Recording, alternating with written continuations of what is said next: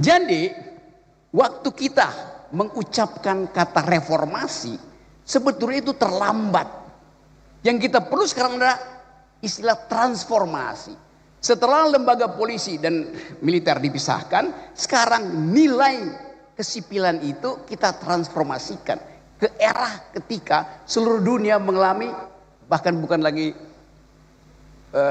transformasi, tapi Pak Magnis istilahnya itu transvaluasi, kata Nietzsche. Orang Jerman bilang Umwertung aller Werte, Werte, betul?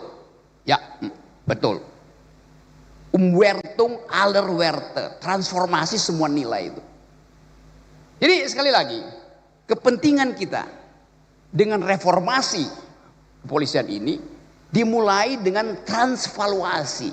Semua nilai kita bicarakan ulang, karena bukan cuma di Indonesia terjadi transvaluasi nilai, seluruh dunia.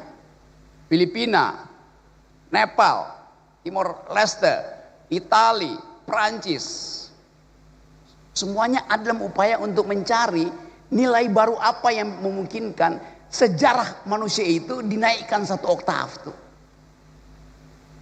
Jadi sekali lagi saya anggap bahwa ini satu momentum bagus supaya kita tahu bahwa berpendapat itu diucapkan untuk berbeda, bukan untuk menyetujui.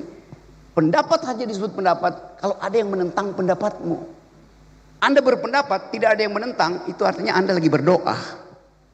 Doa tidak boleh ditentang, pendapat termasuk forum-forum akademis. Di tempat saya mengajar pun di UI itu yang ada feodalisme. Tidak boleh berpendapat alternatif di situ. Saya kasih contoh ya. Satu waktu saya diundang dalam satu presentasi upacara pengukuhan seorang doktor, teman saya. Sang promovendus, bukan promovendus karena dia perempuan, promovenda. Si perempuan ini selesai presentasi diuji oleh profesor biasa, penguji dan pembimbing.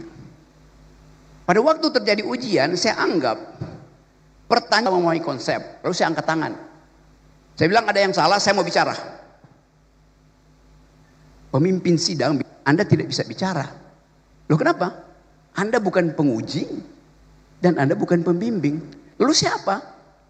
Anda undangan. Hah? Sejak kapan satu forum akademis dibedakan antara penguji, pembimbing dan undangan? Jadi saya datang ke situ diundang hanya untuk menyaksikan, toganya dipindahin dari kiri ke kanan. Jadi kalau Anda diundang misalnya dalam forum disertasi, satu waktu mungkin akan ada perwira tinggi disertasi di sini, saya diundang, kalau saya angkat tangan, jangan larang saya bicara. Karena Anda undang saya bukan untuk nonton seremoni, Anda undang saya untuk memperhatikan logik, metodologi, dan pembicaraan dari isi disertasi itu. Semua orang yang diundang dalam forum akademis berhak untuk membantah dalil akademis. Kita biasakan itu dari PTIK misalnya. Bukan cuma penguji yang berhak untuk bicara, siapapun yang ada di ruangan itu, dia adalah makhluk akademis. Dia mesti, itu yang namanya kebebasan berpendapat. Supaya kita bisa, ujian paling bermutu itu ujian eksternal, bukan ujian internal. Sama seperti akuntansi. Akuntansi itu audit eksternal lebih bermutu daripada audit internal. Demikian juga kalangan kepolisian tuh. Audit masyarakat sipil terhadap kepolisian lebih bermutu daripada audit internal yang dilakukan oleh fungsi-fungsi keirjenan di sini. Nah, ini sebetulnya kita lagi audit eksternal tuh. Itu intinya. Tetapi sekali lagi, audit di dalam urusan demokrasi harus basisnya argumen, bukan sentimen. Ngapain mengaudit polisi dengan sentimen? Auditlah dengan argumen. Force of the better argument, itu dasarnya tuh. Jadi sekali lagi saya percaya bahwa pertemuan kita di sini untuk mengaudit kepolisian dengan dua prinsip. Satu, sudahkah kepolisian menyempurnakan proses reformasi dengan mentransvaluasinya sendiri? Apa nilai polisi? The supremacy of civilian value. Itu yang pertama. Yang kedua, Di dalam keadaan global politics yang betul-betul turbulen, kepolisian lebih mampu untuk menghasilkan pikiran-pikiran akademis daripada lembaga yang lain. Karena dunia yang berubah ini memerlukan pendekatan akademis akhirnya, bukan pendekatan komando. Kalau kita mau berdamai, kita mesti ajukan argumen perdamaian, bukan menambah senjata tuh. PBB dirancang untuk menghasilkan perdamaian setelah Perang Dunia Kedua. Maka kita semua, setiap bangsa kontribusi pada PBB supaya dana perdamaiannya bisa dipakai ketika ada konflik. Oke, sekarang kita hitung. PBB dana perdamaiannya 8 miliar dolar buat menjaga perdamaian. Tetapi dana militer sedunia hari ini 18 triliun dolar. Artinya pasti akan ada perang. Kenapa? Dana perlombaan senjata lebih besar 1000 kali lipat daripada dana perdamaian. Logiknya begitu tuh. Jadi kalau kita produksi ide perdamaian, ide kesosialan manusia, ide yang dihasilkan oleh peradaban masyarakat sipil, Indonesia bisa jadi proponen pertama untuk mengatakan bahwa kami paham tentang imperialisme, kami paham tentang kekerasan. Itu kami menginginkan ada perdamaian. Melihatkan postur kepolisian mendahului postur militer. Karena dunia menganggap bahwa hanya dengan postur kepolisian, junto postur masyarakat sipil, dimungkinkan percakapan tentang perdamaian itu bisa dihasilkan.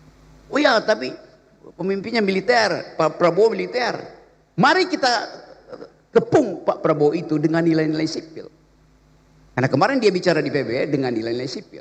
Sementara seseorang yang datang dari tradisi sipil yang memimpin negara demokrasi terbesar Amerika pakai nilai-nilai militeristik. Kan di situ kontrasnya tuh. Jadi sekali lagi, negeri ini didirikan berdasarkan kemampuan berargumentasi. Para pendiri negeri ini, bangsa ini adalah mereka yang mampu berargumen secara akademis.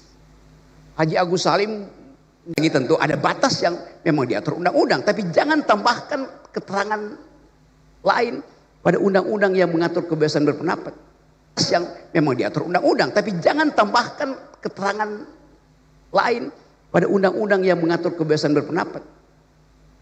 Ada aturan tambahan, iya, aturan itu harusnya membuat kebebasan berpendapat itu makin lama makin bagus, bukan makin lama makin tersingkir. Jadi sekali lagi, hanya ada satu lembaga yang mampu punya diskresi selebar demokrasi, yaitu kepolisian. Nah, diskresi itu yang memungkinkan saya bersahabat dengan Pak Sigit, bersahabat dengan Pak Herman, bersahabat dengan Pak Agus di sini dan semua, Pak Silitonga segala macam.